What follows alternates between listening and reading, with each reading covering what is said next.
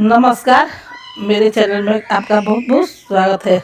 जब गुढ़ारी हो जाता है ना, तो जब जाते हैं पिंडा भरने के लिए गुढ़ारी के समय, उस समय का गीत है। ए चला ले कवन देव बनारस गया पिंडा पारले।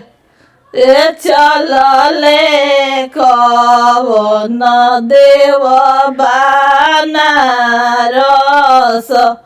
गया पिंडा पारले। ए पीछा लागल चलली कवन देइयो। ए हम सन बीरौरा पारबी पित्र लोग नंदी जाई हैं।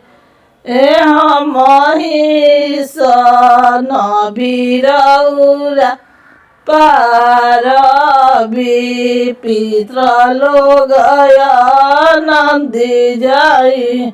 ए स्वर्ग के धुआं आकाश खिले पित्र लोग नंदी जाई।